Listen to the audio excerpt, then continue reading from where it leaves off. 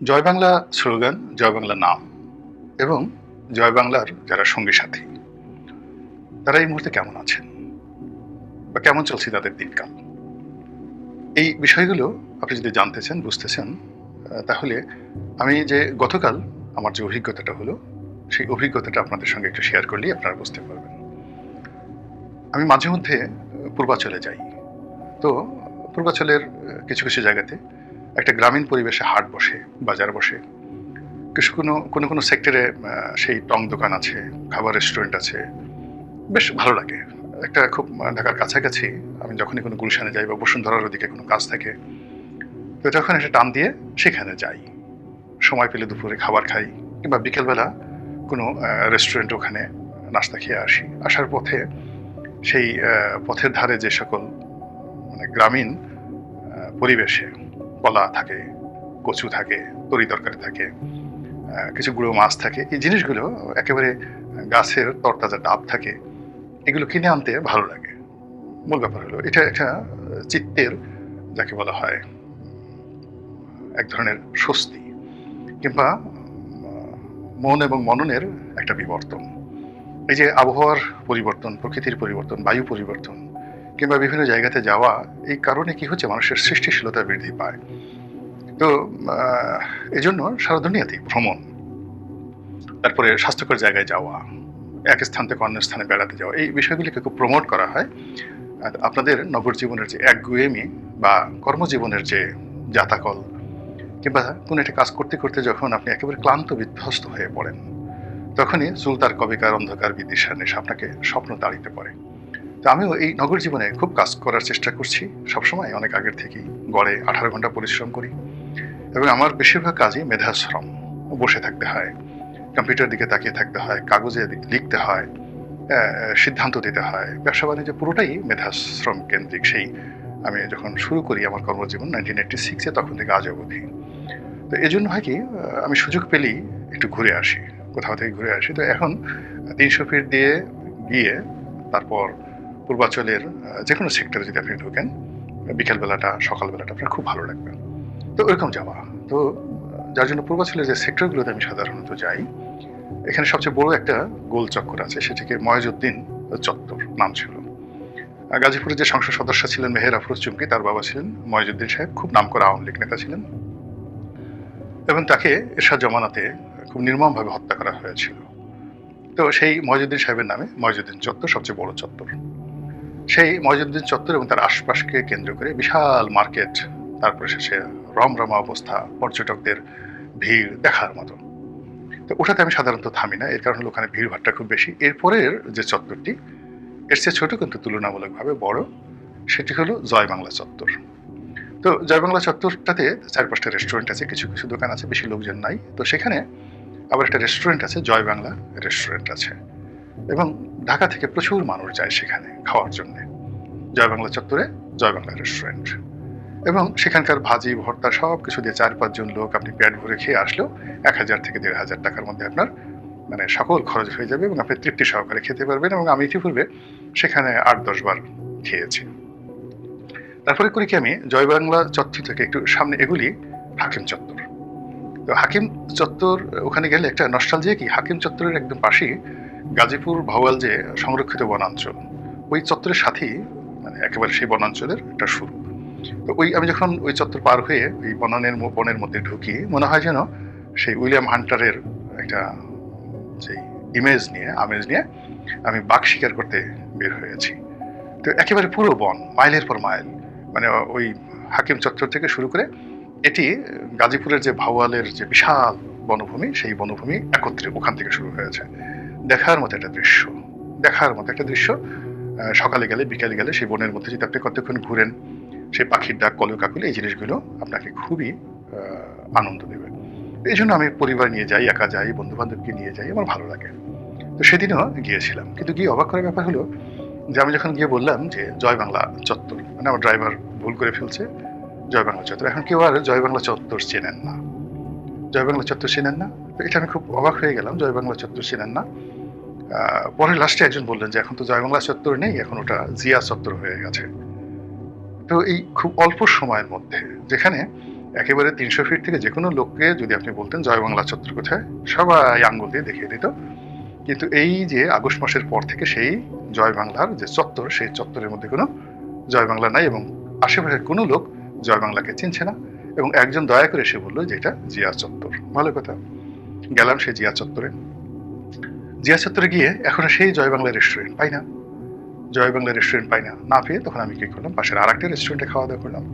খাওয়া দাওয়ার পরে সেই রেস্টুরেন্টের মালিককে জিজ্ঞেস করলাম যে ভাই, ওখানে খুব জয় বাংলা চত্বরের ওখানে জয় বাংলা নামক একটা রেস্টুরেন্ট ছিল, সেটি গেল কোথায়? তো বললো যে ওই জয় বাংলা রেস্টুরেন্ট যারা নাম দিয়েছিলেন, মানে এই বিপ্লবের পরে স্থানীয় যারা লোকজন এসে ভাঙচুর করে মালিককে পিটিয়ে একেবারে জয় বাংলা করে দিয়েছে। এই জন্য ওই রেস্টুরেন্ট আছে, ওখানে নতুন আর একজন রেস্টুরেন্ট করছেন, নাম দিয়েছেন তাহের রেস্টুরেন্ট। আগের মতোই আছে, কিন্তু ওখানে জয় বাংলা আগে যারা চালাতেন তারাও নেই, আর জয় বাংলাও নেই, তাহের রেস্টুরেন্ট ওখানে চলছে। তো আমি শুনলাম এবং খুব কৌতুক অনুভব করলাম যে মানুষের জীবনে এই যে আমরা এত কিছু করি নাম কামানোর জন্য, তারপর শেষে ইতিহাস তৈরি করার জন্য, কিংবা অমরত্ব লাভের জন্য মূর্তি বানাই, রাস্তাঘাট তৈরি করি, কত কিছু করি, কিন্তু সময়ের বিবর্তনে কত দ্রুত এই জিনিসগুলো পরিবর্তন হয়ে যায়।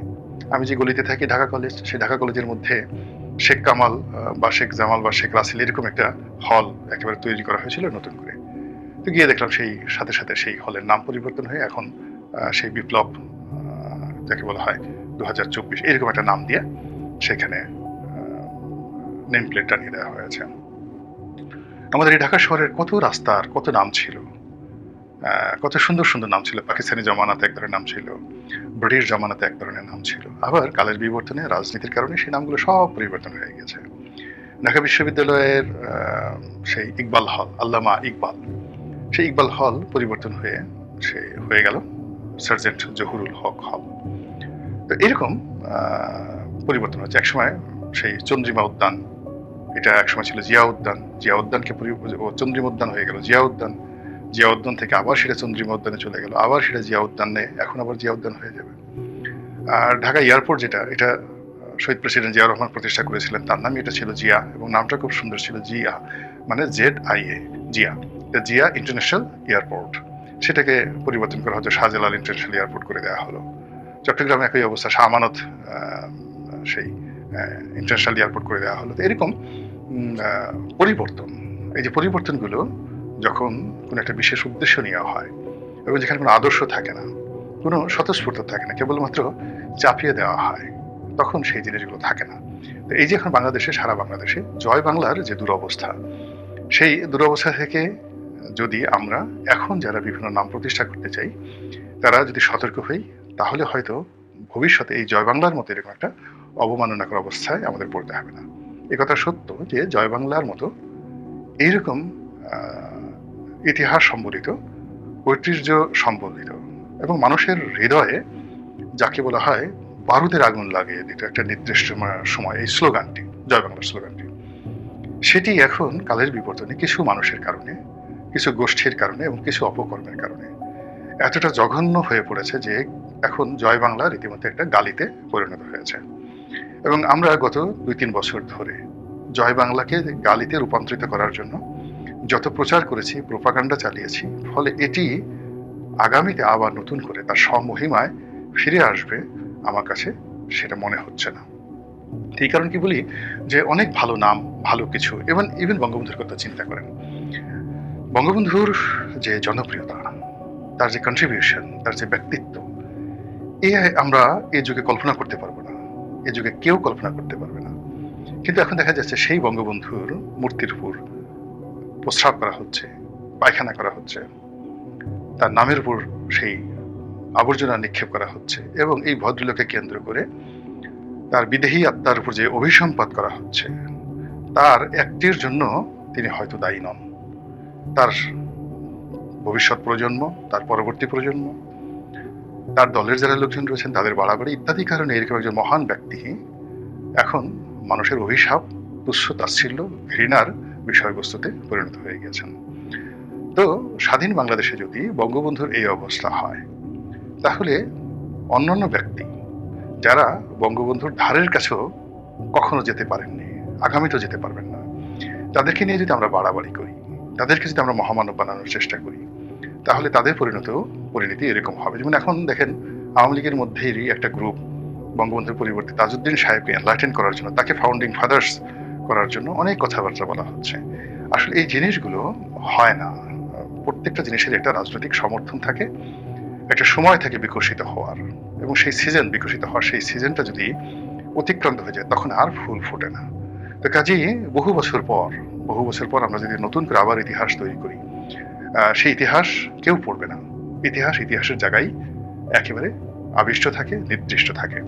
তো যেটা বলছিলাম, যে এই যে জয় বাংলা নিয়ে এখন জয় বাংলার লোকেরা যে ভীত সন্ত্রস্ত অবস্থায় আছেন, জয় বাংলা নিয়ে তারা যেভাবে গণপিটুনির শিকার হচ্ছেন, জয় বাংলাকে এখন তারা বর্জন করার জন্য, যেখানে যেখানে জয় বাংলা আছে সেটা মুছে দেওয়ার জন্য বাইরের লোকের দরকার নেই, নিজেরা যেভাবে প্রতিযোগিতা করছেন, নিজেরা নিজেদের নাম যেভাবে তারা মানে মুছে দিচ্ছেন, এই কাজটি এখন যারা আছেন ক্ষমতায় তারা যদি স্মরণ করেন এবং এর থেকে যদি তারা শিক্ষা নেন, তাহলে হয়তো আগামী দিনে আমাদের ক্ষয়ক্ষতির পরিমাণটা অনেক অনেক কমবে এবং আমরা একটি স্বস্তিদায়ক ভবিষ্যতের আশা করতে পারব।